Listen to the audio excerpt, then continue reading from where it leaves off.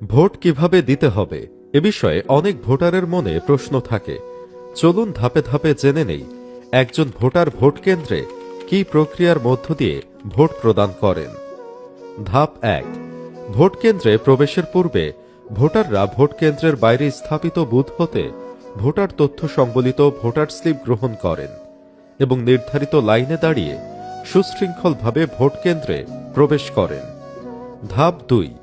Vote কক্ষে প্রবেশের পর প্রথম পোলিং অফিসার ভোটার স্লিপ গ্রহণ করেন এবং ভোটার তালিকায় ভোটারের নাম, বাবার নাম ও মায়ের নাম যাচাই করেন। যাচাই সম্পন্ন হলে ভোটার দ্বিতীয় পোলিং অফিসারের কাছে যান। এ সময় পোলিং এজেন্টরা তাদের ভোটার তালিকায় ভোটারদের চিহ্নিত করেন। ধাপ ৩। দ্বিতীয় পোলিং অফিসার ভোটারের আঙুলে অমোচনীয় কালি প্রয়োগ করেন যাতে একাধিকবার ভোট প্রদান প্রতিরোধ করা যায়।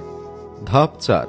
এরপর সহকারী প্রিসাইডিং অফিসার ভোটারের জন্য ব্যালটের মুড়িপত্রে ভোটার এলাকার নাম, ভোটার ক্রমিক নম্বর লিখে এবং মুড়িপত্রে অফিসিয়াল সিল এবং স্বাক্ষর প্রদান করে ব্যালটের উল্টা পাশে সিল ও অনুস্বাক্ষর দিয়ে ব্যালট পেপার ইস্যু করেন। ইস্যু করার পূর্বে ব্যালটটি লম্বালম্বিভাবে ভাঁজ করে ভোটার ব্যালট পেপার প্রদান করে।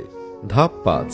মনে রাখতে হবে, আসন্ন ত্রয়োদশ জাতীয় সংসদ নির্বাচনে একজন ভোটার দুটি ব্যালট পাবেন, একটি জাতীয় সংসদ নির্বাচনের এবং একটি গণভোটের। ভোটারকে উভয় ব্যালটেই ভোট প্রদান করতে হবে। ধাপ ৬। ব্যালট পেপার গ্রহণের পর ভোটার গোপন বুথে প্রবেশ করে ভোট প্রদান করেন।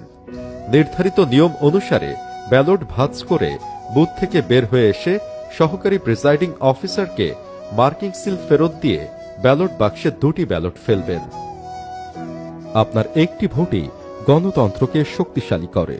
নির্ধারিত দিনে ভোট কেন্দ্রে গিয়ে আপনার ভোটাধিকার প্রয়োগ করুন।